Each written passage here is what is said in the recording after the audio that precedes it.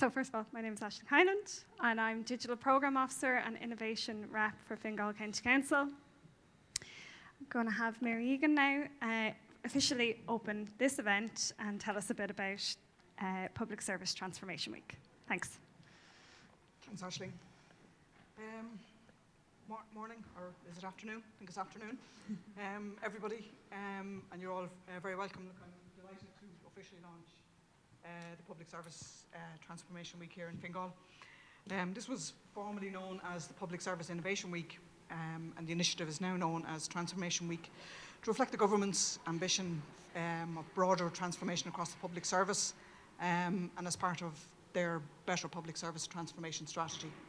And that strategy has, it's really framed around three core themes: digital innovation at scale, workforce and organisation of the future, and evidence-informed policies and services designed for and with our public. And these core themes are fundamental to deliver inclusive, high-quality and integrated public service provision that meets the needs and improves the lives of the people of Fingal. And Fingal has been a key driver for digital innovation across the public sector, and especially digital that improves quality of life. Back in 2010, Fingal Open Data was launched to enable citizens to access data relating to Fingal. It was the first open data website in Ireland, and since then we've seen the growth of open data nationally, right across the country. And we were one of the first local authorities to have a digital public consultation portal and to use text alert systems. And when COVID hit, we quickly transformed the way we worked so that we could still deliver our services and have staff working remotely.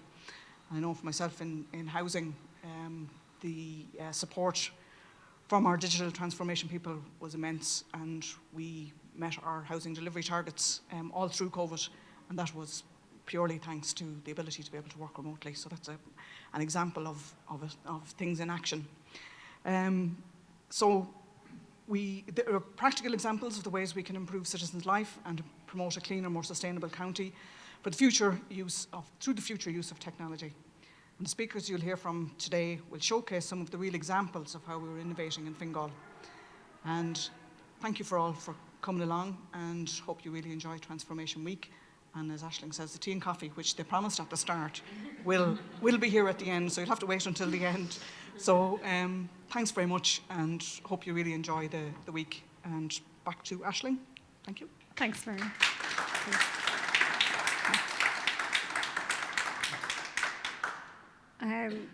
So the tea and coffee, we'll get that at the end. It means all are going to stay as well. So, as Mary said, it's Public Service Transformation Week, formerly known as, it sounds like a band or something, formerly known as Innovation Week. And I suppose the purpose of the event today and the events, we had one webinar yesterday and we have an event again tomorrow, is all around showcasing innovation in Fingal County Council. So that's why we've got some projects that we're going to hear about and learn about. But it's also to raise awareness of innovation and creativity, and I suppose how Fingal County Council is an innovative organisation, but also are there ways in which we can maybe implement innovation in our day-to-day work. I'm not an innovation expert, so I don't really have all of the answers. I've put up some resources on the next couple of slides, which kind of I've used and I've pointed to, and some of them have worked, some of them have gone disastrously bad as well.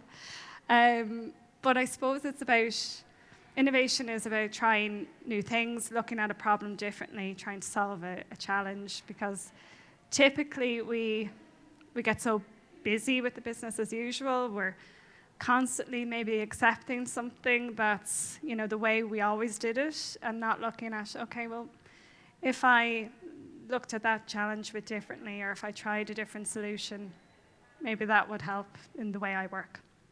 So this is just an example of innovation. Innovation is a new or different way of doing things that adds value. Oftentimes people think, oh, sure, I don't have a brand new idea. It's not very innovative. Some of the best ideas that I've come across have been, something that's been already implemented in another local authority. So the innovation is bringing it here. It's not stealing. It's taking good ideas and using them in a different way, or using them that they haven't been implemented before. So a lot of innovation is about out-of-the-box thinking, trying to think creatively. This is a challenge, and sorry, I don't know if you guys can see it, probably not. It's connect 9 dots with 4 lines without moving the pen from the page. Now, obviously you don't have pen and paper in front of you, but it's kind of like fastest finger first. Put up your hand, the people who can figure it out in your head. So, can you connect all 9 dots? Has somebody gotten it? Can you connect all 9 dots with 4 lines? 4 lines, and without moving your hand from the page. I'm going to show you now how one way of doing it. You know, do you? I know the answer already, so that's not fair. So, put up your hand if you get it. Okay, we've won. Is it a Z with a line through it? Is it a Z with a line through it? Yes, if you go outside the box. That's kind of a clue to the answer. So all of us generally try and do this within the constraints of what we see. So the idea of thinking outside the box is if we're looking at things differently, if we're trying to solve a particular challenge, maybe we need to look at it in a different way. I didn't get it the first time I was shown it. So this is, again, another example of how can we actually, bring innovation or creative thinking to our day-to-day, to like a problem we're trying to solve in a project. This is called design thinking. So these are like, what are they, 5 steps. So these are 5 steps of looking at that challenge, or looking at maybe solving it in a different way. So really, most of the work goes in the first, I say the first 2, so the top circle and the one to the right. So discover and learn and frame the problem. Most often we're trying to solve a challenge, or we're just trying to get a solution to whatever problem without thinking what's the real challenge we're trying to solve. So we end up at the end not really having solved what it is that's really the problem in the project or whatever you're doing in your department. So if we spend more time looking at what's the actual problem, then we'll create better solutions. So this, spend a lot of time on framing the problem. Ideate is coming up with different solutions. Then prototype, test it, see if it works. If it doesn't work, scrap it. The idea of this process is fail fast. Fail fast, pivot, and come up with a new solution, so that we don't, I suppose, often we spend too much time maybe on something that isn't working. So try and pivot from that, and that's where the testing comes into it. And then it's like an iterative process. So we go again and see, has it worked? Has it really solved the problem? Can it be changed, tweaked, that sort of thing.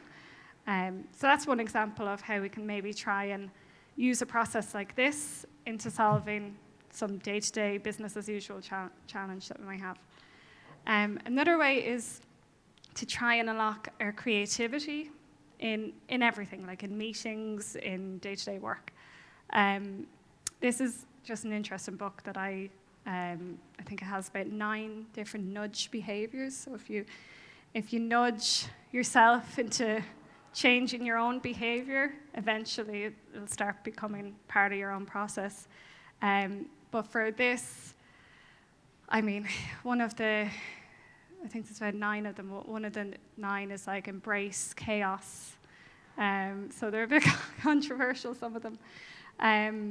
The way I've tried to do this is, I think, to give one example of doing meetings, and try and do your meeting in, maybe if it's not raining, try and do it outside in summer. that actually unlocks it, more creativity than if you're in the same office, the same space. So try and change your environment is one nudge behavior. It does actually say that people that drink coffee in the morning and listen to really loud music have more ability to unlock their creativity throughout the day. So that's another way, embracing chaos. So they give lots of different examples of how you can use it in practical terms, like everyday terms. So, and I should have said this probably at the end. So if anyone has their phone, if they can go onto slido.com and type in that, those 7 digits there, 350-8826. If anyone has their phone, I don't see anyone looking for their phone. Okay, good. This is like a group participation event. So the question is, how do you think we could maybe unlock our own creativity, like in your own team? You guys could do it too if you want. Yeah, another way I've seen it in meeting settings is like at the start of a meeting, or if you're planning a meeting, to say it to people before the meeting. Let's say it's 2 days in advance. Can you come up with your own individual ideas to share at the meeting? So then, instead of asking people, like when you're in front of them, can you think of anything we can do here or any solution? People have taught, they might have researched, and they'll be able to bring those ideas together. And then another way of unlocking the creativity is to, when you have those bunch of ideas in the meeting, to try and build on them. So our first idea is not usually our best, but if you take one of those ideas, and let's say there's 5 people in the meeting, you have to build on the idea. So I want to try and give an example relevant to the group. So let's say if it was heritage, and somebody had an idea for, I want to target more young people to get involved in heritage in Fingal. You'll have to build on that idea. So how would you do how would you do that project? And so you might say something like, but if I knew the answer to that. You might say, okay, in the script. I'm going off script. You might say something like, okay, we'll get TY students involved and we'll do an event. And then Dominic might say, okay, well, if we're doing an event for TY students, we want to unlock heritage. Maybe we need to get older people involved. Maybe we need to do a thing about capturing stories of older people's heritage with the younger people in TY. And then Eamon might say, okay, that's great, but let's also add to that, and I can't think of anything else at the moment, but that's the idea. So you take one person's idea, and you go, and you go, and you go, and you build. The one thing about that is the rule in the book anyway, is don't have any negative. So something that often we lack creativity because we see the obstacles. We say, oh, geez, you couldn't do that because of this. Or you couldn't do it, health and safety won't let you do that. Or you couldn't get up. So you're not allowed to be negative. You're not allowed to, say, oh, no, I couldn't do that because of this. It's all called the art of the possible. It's all just about ideas. Yes, in practical sense, you might have to change slightly. But in this process, in order to get, unlock that creativity, embrace the art of the possible is the idea. Okay, I'm hoping you've put up something. If you didn't, I won't know right now because I can't see it. But we might call it out later on, or, yeah. You've got some, do you? So there's the response. Ooh, offer cash prizes. That's a great one. Lunch and learns, that's good. Provide more encouragement and safe space for sharing ideas. So that, again, is, the idea there, not having any negative kind of suggestions, oh, you can't do that. It's an easy thing to start implementing. Invite artists to meetings. That's an interesting one. Okay, so thank you. Right. So the idea of all of that was just to try and give a sense of what's innovation. How do we try and actually bring it into our day-to-day, into meetings, into projects, into actual work? Because the word is quite, people just say it and you don't really know what it means. And you're kind of like, oh yeah, that's grand, but how do I actually, embed innovation into what I do? So that was the point of that. Now we're going to go to our speakers. First of all, I might just ask you all to, because nobody knows who you are. So I'm going to ask everyone, if that's okay, one after the other. So let's go with Christine, Dominic, Eamon, and Mark, just to do a very quick introduction of just your name, your role, and for innovation, when you think of the word innovation, what's the first word that comes to mind? Now, Christine's going to have a head start, and you guys can't repeat what Christine says. I don't think you will. My name is Christine Baker. I'm the Heritage Officer for Fingal, and I think of bicycles. Okay. My name is Dominic Byrne. I'm currently project manager in the local government management agency responsible for developing a digital and ICT strategy for local government. I'm seconded from Fingal, so I was head of digital services here for too many years. So when I think of innovation, I think of thinking differently. Hi, I'm Eamon Donlan, Smart by Brigham Program Manager, which is a partnership between Trinity College and the Connect Center and Fingal County Council to test and innovate things. And when I think of innovation in a single word, it's creativity. Great. Thanks, My name is Martin Plusky. I'm a librarian based in Swords Library. And when I think of innovation, I think of punk music. Punk music was something that had a very set template when it started out, but became something very different when people applied different ideas to it. Thanks everyone. Now I have to ask, why bicycles? Well, I suppose when people started using them in the 19th century, it meant they could travel further, so they had contact with different people and different ideas. Okay, I wouldn't know. Yeah. Thanks. Okay, well, so there's all different types of ideas when we think of innovation. So that was the point of that exercise. So for now, I want to learn a bit about everyone's kind of innovative projects that they're working on. That's why everyone's here today. So Christine, I should probably ask you a question. Yeah, so obviously Fingal has a very rich heritage, and it's important that our heritage is not forgotten. Can you give me some examples of how heritage, or how the Heritage Office, which is me, which is Christine, how the Heritage Office is innovating. I've put up a picture there of the Legacies of Conflict because it's a project I recently heard about, so it might be interesting to hear about that as well.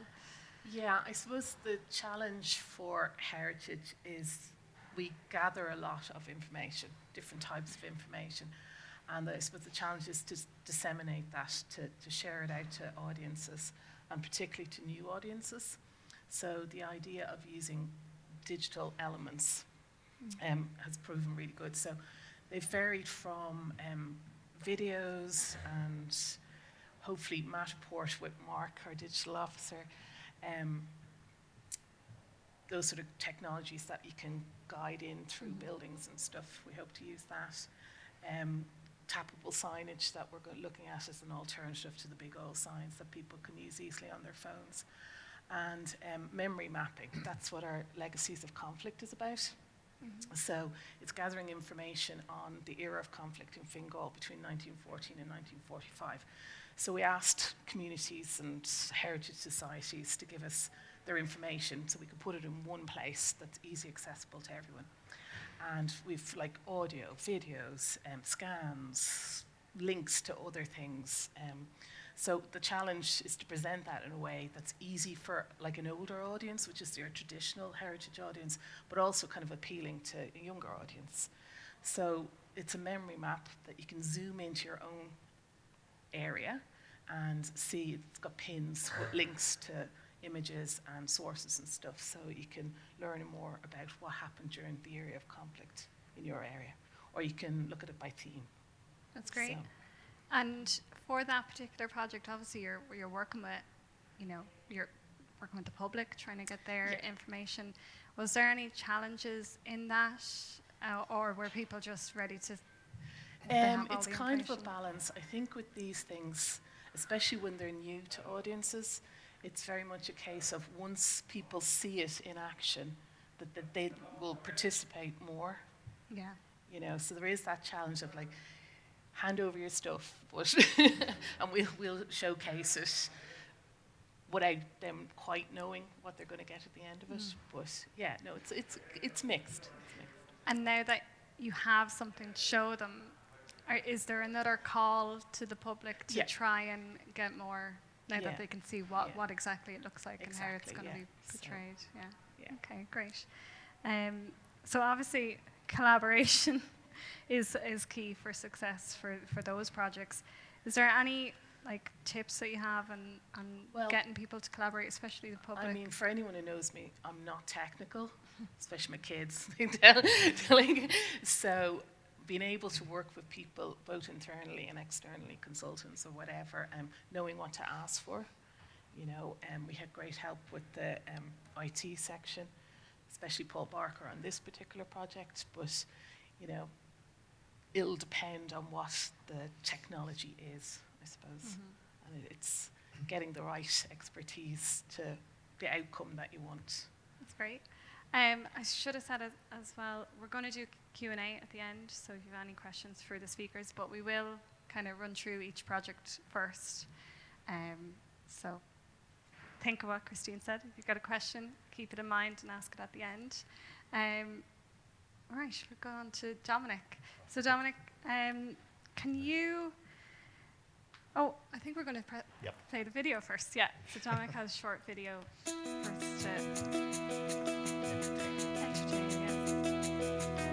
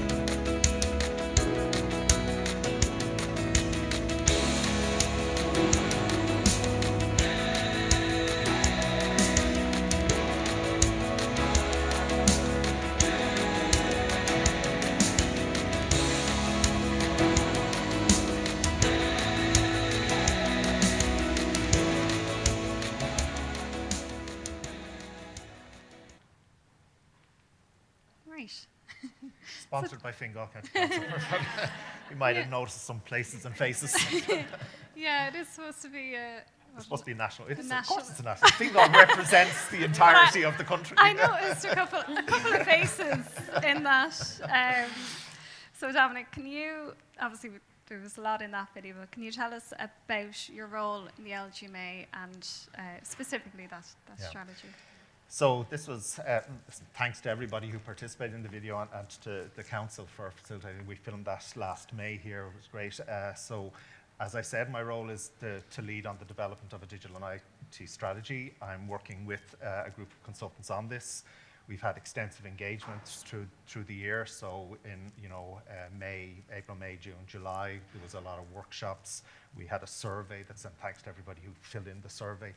We had 5,000 responses to that survey from staff across the sector. And when you consider that there's 30,000 staff in the sector and it didn't go to outdoor workers, we were delighted with that response. It was fantastic and it really gave us some good information about what people were thinking and what people would like to see. So using that information and also engagement with public groups, with different bodies, with councillors, with various representative organisations and so on, we eventually developed the strategy, and this is the strategy. It was approved at the end of September by the board of the LGMA. It's a short strategy, deliberately, 16 pages long, so that it's not a big thing that people have to wade through and just throw away after a few pages. It should be fairly accessible. The only thing left to do it is we're going to do a plain English review and turn it into plain English that's easily understandable. So I'm delighted we have the strategy completed now, and I'm going to be in the LGMA for another 6 months at least anyway, as we transition from developing the strategy into implementing it. So that's what I've been doing. Brilliant. And so that strategy, obviously it's developed, it's short, that's great.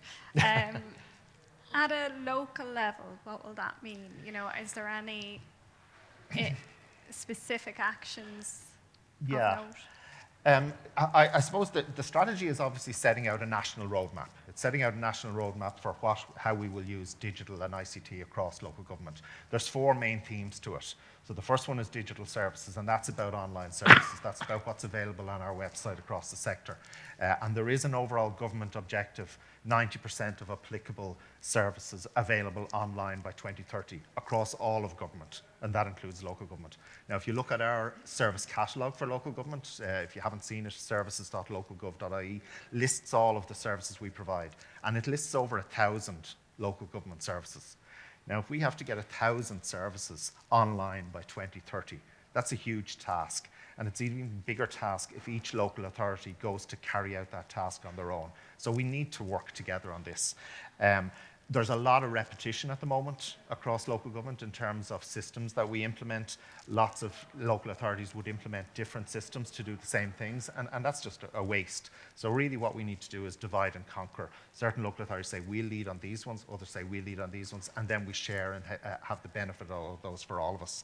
And the other thing is about trying to get some consistency, that no matter where you are in the country, you'll get the same kind of online service, no matter what local authority you're dealing with, and that it would look similar. So if you move from one area to another, you're not scratching your head trying to figure out how do I actually deal with this local, or even when you have to deal with, if you're on the boundary of Fingal, or if you're working here or living in Dublin City, or working here or living in Meath, as many of us do. So you're using some of the services from Fingal online services and some from Meath, and you find that they're different. That can be difficult to deal with. So trying to get some consistency around that and have. But the important thing is that while we share and while we start working together as local authorities, that we can still facilitate local innovation, that we can still look at how we can improve the way we do things, and that when we do have innovations like Christine's or like the guys, that we can scale that up or we can share that with other local authorities, and it just doesn't sit in one local authority, one little thing there, that we can share it with others. You've just answered my next question. Have I? I was going to ask, but you might give an example then of a project that's scaled. So my question was around, are there any specific actions or objectives that support innovation? You've just kind of described it, but can you go into any projects that have scaled from Are there any examples of that? Well, I suppose Mary gave the example of open data recently is one that it's just because I wasn't expecting this off the top of my head. But I suppose we, and Paul was mentioned earlier on, but Paul did a lot on open data way back in 2010. But we were the first. But actually the government followed us. And now, since then, there's an EU directive on that. But now, so you have local authorities. So there's one where it started off small. The other kind of things, the online consultation portal, for example, that we have, it was implemented in Fingal first with a company that was just a startup. I think there are now 20 local authorities using that online consultation portal. Now, that's an example of bottom-up innovation, so it's an example locally. We're quite good in the sector at doing top-down stuff. We're going to do a big housing system, we're going to do a big financial system, we're going to do a big payroll system. Bottom-up stuff we tend not to be as good at, but that was an example of, and another one would be MapAlert or the alert system that you can sign up, Fingal Alerts. That's actually developed, that was originally developed with Kilkenny County Council. Now there's about 20 local authorities and it's spread by osmosis. So but I think one of the things that's important in this strategy is that from the very outset, one of the objectives was that innovation will be part of it, and digital innovation. And the vision sets out that there's digital innovation. Sorry, I actually just realized I missed a bit earlier on. I was starting to say about that there's 4 themes in the strategy. So one is the online services, 90% of services available online. The other one then is digital communities. So what do we put out in public communities? That's the other piece. So we can innovate in those things like sensors, things about how do communities use technology. The third part of the strategy is about digital workforce. What do you need in order to do your jobs? How can you be supported in innovating and making a difference in your jobs? And the fourth one is digital systems. So the planning system, the housing system, have we got all the systems that we want? And in the action plan, there's an action plan associated with strategy with 70 action plans. And one of those actions is that we develop a digital innovation strategy. So a whole plan around how we innovate in the sector. Okay, that's great. I do have a question, but I'm going to wait till the Q&A part. Somebody else talk. Yeah, give you a break. So Eamon, can you tell us a little bit about Smart Balbriggan? What is it? And what's I know you said at the beginning it's with Trinity and the Connect Research Centre, a partnership with Fingal County Council.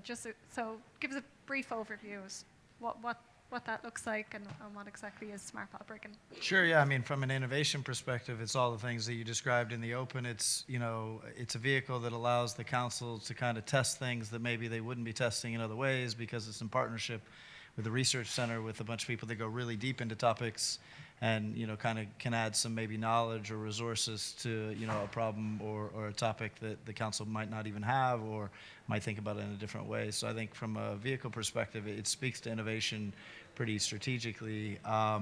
But the Connect Center in general is around network connectivity. So the infrastructure behind a lot of the technology and the digital services and those kinds of things, which obviously the council provides a lot of those types of services to the general public and internally in your own systems as described here. So, it also kind of syncs well with kind of what the council is working on. I think that's why the partnership makes sense for Fingal to get into it. But the benefit of having a research center there as well is that if there's specific topics that somebody in the council might want to address and they're just really not even sure where to start, or they don't have, a certain piece of information, or they're working on a strategy document and they don't have a consultant at their disposal to kind of bring into the equation, you can reach out to the smart districts. Smart Balbriggan is one for our region. We have themes that we're working on specifically, but we also have this huge research center at our disposal. So even if it's not something we're working on closely, we can open up a door to the academic world for people in the council. And then there's other smart districts beyond Smart Balbriggan that we're connected to as well, which we'll kind of maybe talk about as the day goes today. But Smart Dún Laoghaire is there, obviously Smart Dublin is there, kind of bringing things together. There's Smart Docklands, there's Smart T8. So each of them have their own themes as well. And so some of them are based in Connect, some are based in Adapt Center and other research innovation centers as well. So we have a link into those. We speak a lot with those groups as well. So, you know, we can kind of see what other, you know, councils and local authorities are working on through those other smart district projects and see, you know, okay, are there things that we can learn from each of those to kind of do the cross-pollination that you were talking about? That's great. So I know you've mentioned obviously the other districts. So what is a district? Is it, you know, just for anyone who doesn't know, like, is it a specific area? And can you give any examples? Innovation is kind of part of it, but can you give any examples of projects that have been trialled in either Balbriggan or even another district, just to give an idea of what exactly goes on in them? Sure. I mean, look, the original ideas for Smart City, you know, was basically a bunch of tech for tech's sake, right? When this kind of first started, it was big multinational companies kind of driving this agenda. But over the last 5 years, the shift has really been towards smart, sustainable, and creative, you know, solutions, and really coming up with, instead of just bringing technology to the table, how do you solve a problem? And so one of the simple ones for Smart Balbriggan is we actually just wanted to pose problems to the community, involve the community more. And this was a couple years ago when you were actually still on the committee and I was only a volunteer on the committee. And we launched a hackathon out there and really engaged the community to talk about some of the challenges in Balbriggan. And while technology was a component of that, it was really more about community engagement and using the technology to kind of, you know, instigate the community to come forth with ideas. And it was a very interesting dichotomy for the town. There were some benefits to it, and it was great. Got a lot of good ideas about it. And we also learned that maybe a hackathon isn't the perfect model for that town, whereas it might work better in a district where there's a younger population that's a little bit more tech savvy. So we learned a lot from that process. I think an example of one that's kind of gone from one to the other that came through a smart district, there really isn't a definition of a smart district. I mean, it is an area, right? The Docklands is the Dockland area, D8 is D8, Dunleary is Dunleary, Balbriggan is Balbriggan, but we each have our own needs. Like D8 focuses on health a lot, because they have a hospital, and that's become one of their trends, whereas Dunleary and Balbriggan actually have a lot of similarities because we're kind of like these periphery towns around the city center. And, you know, obviously the Forward Dublin authorities work closely together than maybe some of the others in the country. But so the benefits of Dunleary is they had this SCORE project that was all around water quality, and we've had some challenges in Balbriggan around the water quality, and the testing processes are very innovative that are coming out of the university ecosystem, but they're not online in a public body yet, and even the legislation doesn't allow for some of it to be a part of the reporting. So the only way to really test this stuff in the public body is with like a party like a smart district that can kind of test and innovate on something that maybe doesn't go into the formal reporting processes. So Smart Dunleary started this project, and actually the first IoT device that's going to be testing for certain components of the water is going to be done in Balbriggan, even though it's a Dunleary project, because we found a site that's a little more suitable. So we're partnering already on the SCORE project to expand the water quality testing from Dunleary out to Balbriggan, and then we potentially would roll that out to other councils in Dublin and then offer it to the country. So it's one example. That's really good. So it's the idea of the districts, they trial and test whatever to try and come up with different solutions to problems. But then if it works, it can be scaled, and not just to the other districts, but to the rest of Fingal or Ireland. There was one project I came across recently. It was a Ring Boy project, and I think that started in Docklands and in Fingal. And now it's, I think, in about 28 local authorities. It's putting a sensor on a ring buoy so that when the sensor is removed, water safety officer gets alerted by a text message to go out and replace that ring buoy. Whereas before, it could be 2 weeks before, you know, maybe a member of the public notified us. So again, you know, project tested in one of those districts, and they're scaled to And don't forget about the funding aspect, because the smart districts are working with the universities, so we're applying for funding calls that the public body might not be aware of. Fingal may not be aware of it, or doesn't have the resources to apply to every single call that comes available. As I'm sure most of you are aware, it can be quite a challenge. So when you have a researcher that might do all that work for you, there's benefits in that partnership or a smart district. I feel you've read these questions. That's the next one. Can you give me an overview of the benefits of this research partnership? So obviously funding, but the other one is probably access to researchers, because through the partnership, we've definitely come across a couple of challenges. I've said it to you, and you've been like, okay, let me ask the 100 or 200 odd researchers. One of them might be working on this particular Well, there's area. actually 2 examples for that are ongoing at the moment. we took the water quality project. You know, in 2018, there'd actually been a call to the market, and not enough feedback had come because the technology wasn't quite there yet, and it is there, getting there now. So there's more traction around this. And Estonia has this call out that smart districts, you know, have gotten involved with, and so they needed a partner country to work on a project for some funding. So we're now working with Smart Dún Laoghaire and Estonia on this water quality project, and everybody has the same problem, and now they're putting it out to hundreds of researchers in their networks, and we're putting it out to all the researchers in our network for the solutions for this, right? And so we're you know, looking at solutions that we would not even have thought about as a smart district or as a public body, as the council. So all these researchers are going away trying to come up with solution areas for this, you know, this specific challenge.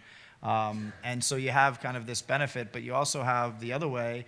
I've just had 5 researchers based around the country, actually through the Innovation Lab, through Connect, that have come back and said, hey, we actually want to look at a new way of engaging with communities, and we want to figure out a technology platform that does that. And so we want to interview loads of people in a community. We're looking for a community that's very diverse, that has skews a bit younger. I'm like, well, you're describing Fingal in general and Balbriggan specifically, so you know, it kind of worked out really well. So now we're working on exploring a new kind of technology to engage with the community and interact on a regular basis with the community. So those are 2 projects where, you know, one way we've gone out and said, hey, researchers, what ideas do you have around water quality? And then the other way is they've actually know the smart districts there, and a lot of them are based in Maynooth and other parts of the country, and reached out and said, we think Balbriggan's perfect for the research we're working on. Would you help facilitate that? That's great. Thank you. Again, if you have any questions, keep them in mind, and we'll ask them shortly. Mark, I might just now ask you some questions. You are one of the recipients of the CE Innovation Fund. So this is a fund we set up for staff to apply for funding when they have an innovative idea. So it's a little bit of seed funding to get their project off the ground. So this year you were successful in securing funding for your project. Can you tell us a bit about your project? Yeah, my project was about bringing tabletop gaming as a service to be offered by public libraries to the public. So I'm a big fan of tabletop gaming. I've been playing Dungeons & Dragons for about 25 years. Has a lot of expertise in that area. During the second lockdown, because we were stuck at home, I started offering online games over Discord through the public library service to library users, and there was a massive demand for it.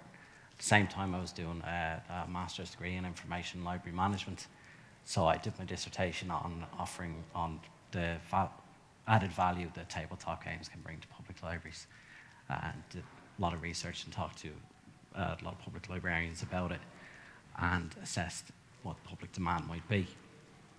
When we got back in, we were allowed to do events again in the libraries. I was out in Blanchardstown Library at the time, and started doing one-off events just to assess what the public demand was, and it seemed to be there. So when the opportunity came to ask for the Innovation Fund, and myself and a couple of other colleagues, Esther Jordan out in Blanchardstown and Megan Davidson in Donabate Library, who are also into tabletop gaming, decided to try and pursue this using, as you showed earlier, the design thinking techniques to assess what the demand is and what way we should go about it. So we received €10,000 to spend over the course of from January to August this year to get the equipment for all the 10 library branches throughout Fingal, so that they'd be able to offer this as a service. And we offered it ourselves as the expertise, kind of the inverse of what Christine had. We were the experts, and we were trying to sell this idea to other people to get buy-in at the local level, at the branch level. Because it's one thing if you have an idea that you think is going to work. It's when you're going into other people and going, I have this great idea, I have this new idea, it's going to be deadly, people are going to catch on to it, and they go, I have no idea what you're talking about. Yeah. So even explaining the concept of tabletop gaming or Dungeons & Dragons to people, getting people on board with that initial step, that was the real impact that it made of getting the funding, is that it gave us credibility. That when we went in and went, we've been given this funding to do this, people took it seriously, rather going in and going, hey, do you want to play Dungeons & Dragons?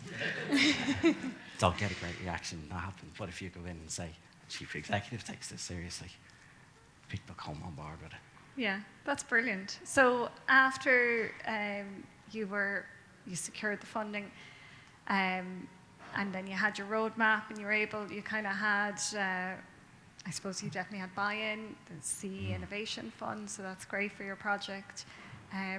So you would have said it's a little easier to get support for your project because of that, was it? Yeah, because we have 10 public library branches in Fingal. We had the three of us as the core group with that expertise that we knew that we could lend out to other branches at individual times. But what you need really, you need people when you're spread out like that on the ground.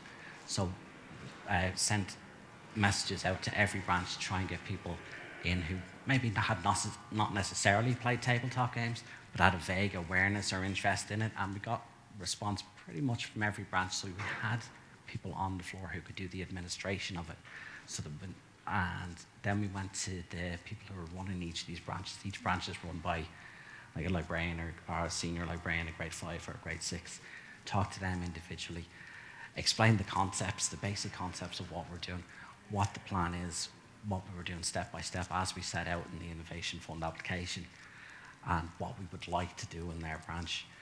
And so it meant that each time that we went to stage an event at an individual branch, we had someone on the ground doing the administration, as in putting up posters, taking names, and with that local knowledge of going, if you do this in the morning, it's not going to work in our branch, but if you do this in the afternoon, you're going to get people in there.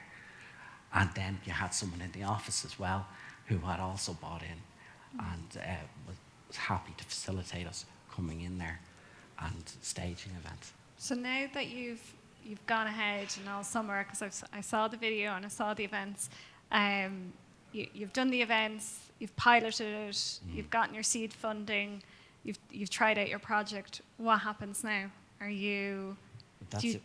you just walk away and say that's done, or?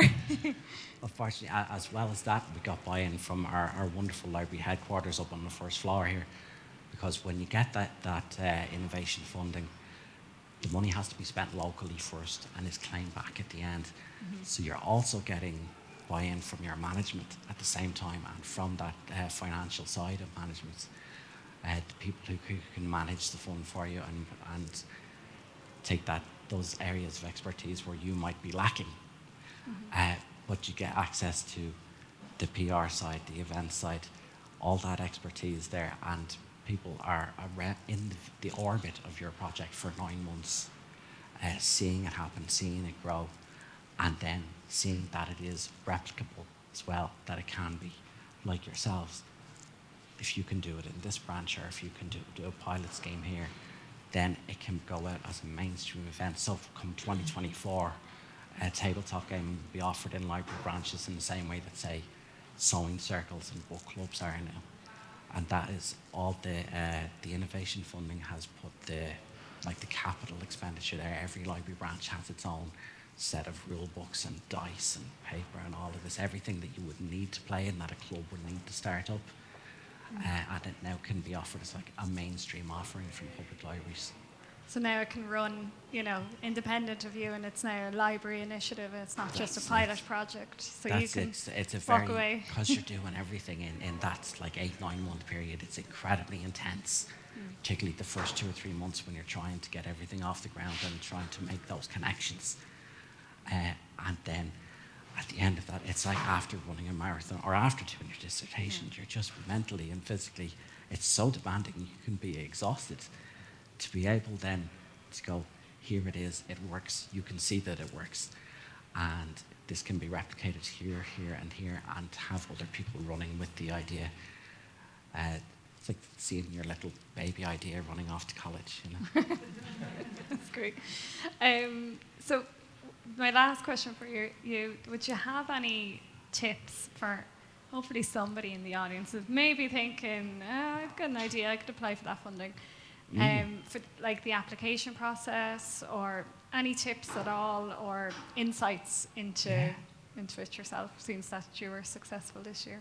Yeah, if you've got something you're interested in, and particularly if it's something new or unusual, you think no one in their right mind would give you money to back this up, do the application anyway. If you get as far as doing the application, you put that down on paper, you can see that what it is actually achievable. And you can sell this to people. If you can sell that to yourself and read that over and go, actually, I would back this. And then you give that to other people. It really clarifies, makes it into something concrete, and it shows you that it is achievable. Great, thank you. Right, now Q&A, if we have any questions, I should have asked before how we get them. Just shout them out. Oh, Lisa has a mic behind. Okay, so don't be shy. Has anyone any questions for our speakers before I jump in? Everyone's always so quiet at the start. Oh yeah, I've got a question here. Let's start at the front row. Oh, okay. Great. So my question is, it's about your the project that you've been doing and the survey that you initiated and the strategy that came from it. So it's two questions really. So the first one is, as part of that strategy, well, my sort of like issue, if you like, is that I work in human resources, and we are working with a national digital system, payroll system that has been rolled out across a lot of local authorities, and all of them are coming on board.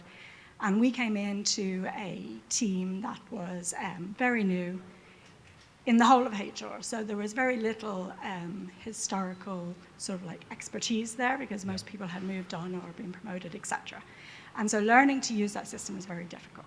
So the question is, one, during that survey, was similar situations highlighted? Was something like that highlighted as an issue? And if it was, is there within the strategy scope to sort of provide training on a national level for all of these big national systems that are coming out? Because the system that we use, we've discovered it's very difficult to get the training that we need. It was certainly part of the onboarding project. There was a lot of training at that point, but subsequently not so much. Okay, very good. Yes, that came out. It was actually one of the findings from the survey that I was most surprised by. And actually, Fingal isn't bad in terms of training. Fingal is quite good.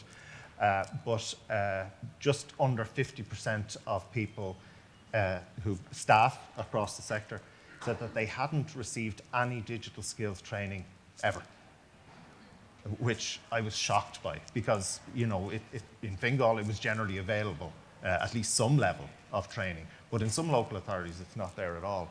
So there is an issue. There's an issue with training.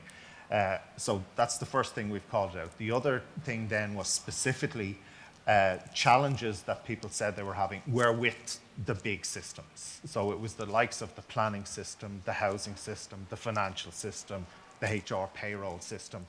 And usually with things that frustration around how it behaved in a particular way that they perceived as taking too much time, if only you could do this. And would somebody listen to me because I have this idea that if it could only do this, So in the strategy, we've done two things. It's the action plan, really. So the action plan, first of all, there's a whole piece around training and doing a training needs assessment across the sector in terms of digital skills and making sure that we have the right type of training. So while there's training available, it can't just be about, I'll do a Word course, I'll do an Excel course, I'll do a PowerPoint course. It's about what kind of training do you need in order to do your job and use the technologies and systems that are available to you so that you can do your job more effectively. And even if I have the initial training, can I get top-up training, and is that training readily available to me? Now, of course, that needs budget as well. But I was at a conference yesterday, and the head of the IPA, and I was talking to Mary about this beforehand, just before we spoke here. As a whole, government as a whole is looking at moving the type of training to a skills-based training. So what kind of skills do people need to do their job, and what kind of training is needed? And the government, the Department of Public Expenditure and Reform, are working with the IPA to put in a whole programme of training for right across the public service Now that's going to take a while, but in the meantime, we're calling out stuff in the strategy that we will do in local government, and I'll work with the training unit, well, for the moment anyway, as long as I'm there, in the local government management agency, who liaises with the training officers in each local authority, and there's a network of HR officers that Mary will be part of. So it is a problem. The other thing that we're going to do is carry out an initial review. So, you know, there's long-term, medium and long-term plans for each of the big systems, but carry out an immediate review around the big systems and say, is there something that we can do quickly around fixing problems that are, or having quick fixes around problems that people have with the big systems that aren't going to cost a lot of money. Maybe it's just about producing a report. Maybe it was just about tweaking a screen to make things better. So it's a long-winded answer, but yes, it's very important in the strategy, and I suppose training overall is considered to be very important. Yeah. Thank you. Any other questions from the audience? Yeah? This is for Dominic as well. People here. Dominic, my name's Sinead. I work up in People Services. With the digital strategy that's going to be implemented, would you be able to tell us what the short-term actions are that are going to be delivered that we can actually see here on the ground, so within maybe the next 2 years, but what would be the long-term ones as well that we can expect to see by 2030? Yeah, so and that's a real challenge here, because one of the things that we really need to do immediately is actually sort out some enabling things and put some enabling things in place. The problem with enabling things is you don't see anything immediately. So there's things around governance, there's things around change management, there's things about benefit, but actually they're not going to deliver anything on the ground. So we're very conscious that we also need to deliver some change quickly. And that would probably focus on the 90% of services available by 2030. So one of the things that we'll do immediately is do an analysis of those 1,000 services. What ones of those are available online in what local authorities, and where are the gaps? So first of all, where are they, if they're in some local authorities and not in others, how can they be rolled out to the others that they're not in? And then which ones are there gaps? And of those that there are gaps, which ones are more important, either for members of the public or are high volume? And we'll focus on some of them and trying to get some of those, some work done on some of those, and get some of those services available online. Obviously, the benefit of making services online for the public is it's easier to use. For staff is you reduce the amount of phone calls that you get or the amount of forms that are coming in. The long-term stuff would be about trying to get us all aligned as a sector, bring us up the level. So there's a lack of consistency. So some local authorities, Fingal is quite good, is very good. So, and the larger local authorities, because they have the money, are very good in terms of the systems and the technologies that are in place. Smaller local authorities, I don't know how they're even surviving in some cases in terms of their technology. So it is trying to raise all boats across the sector, but also not forgetting that we need to do more. So one of the things that I'm really excited about, and maybe everybody wouldn't be, maybe it's just me, the nerd in me is getting excited, but technology in the hands of the outdoor workers. So if you pay, everything is digital as far as the depot assistant, and then it turns into paper from then on. And if you think of the guys from, I know there's all sorts of other issues, but if you think of the guys, the delivery guys, they come along, you sign the thing. Our guys out on the tractors or out in the roads, they still have paper. And there's some great stuff in particular happening. I was down talking to some people down in Glanmire in Cork. So they have a tablet device, each of the crews, and even something as simply as their health and safety inspections or their vehicle inspections before they go out. They have a checklist on the tablet, they go tick, tick, tick, rather than pieces of paper on a rainy day. Imagine trying to fill out your pieces of paper for your vehicle inspection in the yard, in the depot yard on a rainy day before you go out, whereas they can go tap, tap, tap, that's all okay. Or setting up their health and safety or road works, and they're setting up which health and safety scheme am I going to do, which, and aligning them all, and they have it on the tablet, tick, tick, tick, tick, have them all good, away I go. So there's lots of stuff like that. I think there's huge potential with the outdoor workers to do a lot in that, and I'd see that by 2030. Yep. And yes, separate one. We got 700 responses. So probably less than I would like to have got. I don't know how that fits in terms of percentage. I don't know what the percentage is, indoor, outdoor. It was very positive, the outcome from that. I wasn't sure what kind of, but there's obviously people who won't want it, but the appetite for the use of technology by the outdoor workers was very high, and they were, in general, enthusiastic. There's obviously some people who say no, don't give me anything like that, same as you like my mother. Don't give me, don't show me any of those devices. So I was really happy with the response we got. Great. Do we have any more questions? For anyone else? Not for Dominic. I actually have one. Yeah? Just Christine, with your project, I know the one that was put up on the screen now as well, that you can go in and you can find out information about your area around the time of conflict. Is that in place at the moment, or when is that going to be? It's pretty much hot off the presses. It's on, the link is on, there's a button on the heritage section of our website. So if you go to Heritage and Conservation on the fingal.ie, there's a whole explanation of what it is and the link into the map. And we'll do some sort of PR and social media stuff this week. Great. So. There's a video as well that's going out as part of Innovation Week. I think it might be today it's going out. So, yeah. I have a question. You have a question? I have a question Okay. for Mark. I'm really interested. Have you had any interest from other local authorities in actually rolling out what you're doing, or do you see any scope for that in other library services? Since it started, because we got a little bit of publicity about it, so the Galway Autism Partnership have started doing it. Yeah. And there's one branch in Dunleary, Rathdown, who started doing it. I'm hoping that if Fingal is offering it as a mainstream service, that it is, like yourselves, a bottom-up thing that is going to feed into, because I think that the appetite is there for it, and it's something that's very easy to replicate once that demand is acknowledged. Brilliant, very good. That's brilliant. And now that we'll hopefully get every speaker. I've one for Eamon, and it's I don't know, it's more of a question than like a call to action for Fingal, I suppose. The Connect Trinity and Fingal County Council partnership, you said about a lot of the benefits there, access to researchers, not just for Balbriggan, but like the whole county.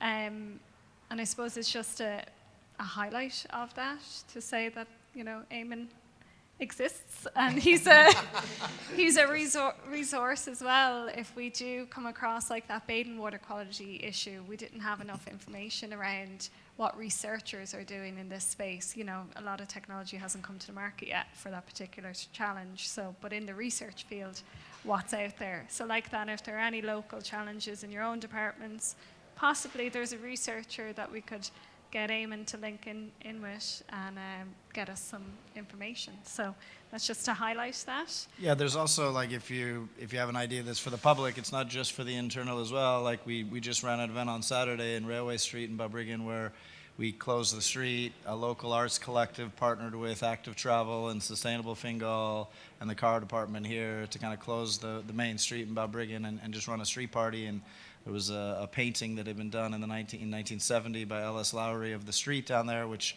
showed people just walking Matchstick Men style, you know, sketch, and all the artists recreated that in their own mind, and there was a big contest, and the artists ran a competition for the winner and all that kind of stuff. So it was a creative way of kind of closing a street and having a little bit of a climate action event that wasn't just hammering climate action, and kind of a creative way of drawing the people down. So that all developed through the Smart District and partnerships with the local arts group and all that kind of stuff, along with Active Travel and Sustainable Fingal here. So that's brilliant. Thanks. So we're over time. So we do have a very quick audience poll. Again, if people go on Slido, the question this time is how might we support and accelerate innovation in Fingal County Council? So if you have any ideas, but if you have any ideas and want to put them in now, that'd be great. If you think of them later, the Slido will be open, so take a picture of the screen and let us know. But yeah, if anyone has any ideas, pop them in now before you forget. I want to highlight again the Chief Executive Innovation Fund. It's open now for applications until I think the end of November, start of December. So have a think. Like Mark, if you got an idea that you just don't know will it even get supported, it's a very short application form. You don't have to have the full, even idea or solutions thought about it. Just what's the challenge you're trying to solve. That's the idea of the fund. So all of that information on the fund, on Christine's project, on Mark's project, they're all showcased on the staff intranet as well. So details of the Innovation Fund, details of the innovation events, and of an innovation showcase. I think there's almost about 20 videos of staff talking about their projects. So go on to staff intranet and find the innovation page. Yeah. Say if anyone is applying for that, and if you're maybe just starting out your application or you're not sure how to proceed, feel free to give me a buzz, drop me an email, or give me a ring in Swords Library there. I'm happy to run through anything with you. Thanks, Mark. And we'll make the slides and I think all the content and stuff available on that staff intranet page. So do go to it, take a look. And thank you for joining. And thanks to all our speakers. Yeah.